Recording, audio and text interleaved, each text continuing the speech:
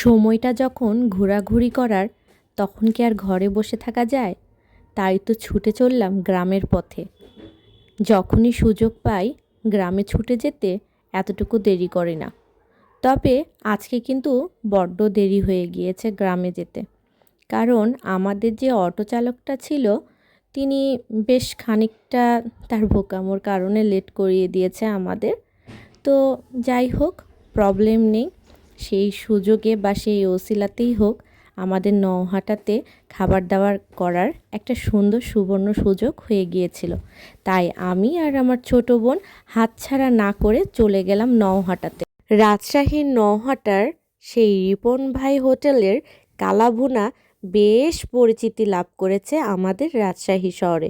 শুধু রাজশাহী শহরে না, ঢাকা, চট্টগ্রাম, খুলনা, দেশের বিভিন্ন জায়গা থেকে এখানে আসছে কালাভুনা খেতে। দেখুন কত ভিড়, অনেক গ্যাঞ্জাম ছিল। আর এখানে ভীষণ মজা পেয়েছি আমরা খাওয়া দাওয়া করে। তো আমাদের খাওয়া দাওয়া শেষ করে আমরা আবার বাড়ির উদ্দেশ্যে রওনা দিচ্ছি। আর আমাদের এই কাঠবিড়ালিটা কুট কুট করে বিস্কুট কেটে কেটে খাওয়া দেখে আমার তো ভীষণ মজা লাগছিল। কারণ ও নিজের হাতে বিস্কুট খাওয়া শিখেছে, এটা দেখতে এত মজা লাগছিল, তো কিউট লাগছিল, মাশাআল্লাহ বলতে ভুলবেন না কিন্তু।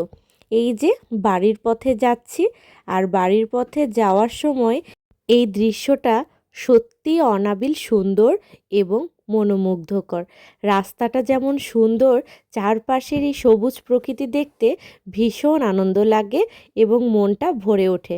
এই যে দেখুন, এটা হচ্ছে কামারগাঁর ব্রিজ, এবং কামারগাঁ ব্রিজটা সত্যি অনেক সুন্দর। আমার কাছে তো খুব ভালো লাগে। এটাকে বিল বলবো নাকি নদী বলবো আমার এটা জানা নেই। তবে মনে হচ্ছে বর্ষার মৌসুমে এখানে অনেক পানি থাকে। তো খুব সুন্দর এই বিলটা, সম্ভবত বিলই হবে। এই বিলটা দেখে আমার কাছে একটু প্রশ্ন প্রশ্ন ভাব আছে যে আসলে কতটা সুন্দর হতে পারে। বর্ষার সিজনে আমি একবার এখানে আসব মনে মনে ঠিক করেছি। আপনাদের ভাইয়া থাকলে আমাদের যাত্রাপথটা কিন্তু ভীষণ সুন্দর হয়। যেহেতু আসার সময় ও ছিল না, তাই ওকে বড্ড মিস করেছি। তো দেখতেই পাচ্ছেন আমরা বাড়িতে চলে এসেছি, এবং আমি আসার পরে আপনাদের ভাইয়া এসেছিল গ্রামে, এবং আমরা এখানে খুব আনন্দ করেছি, খুব মজা করেছি। আশা করছি সামনের ভিডিওগুলো আপনারা দেখবেন। সবাই ভালো থাকবেন, সুস্থ থাকবেন, আর আমাদের বক্স অফ গ্লোরিয়াসের সাথে থাকবেন। আসসালামু আলাইকুম।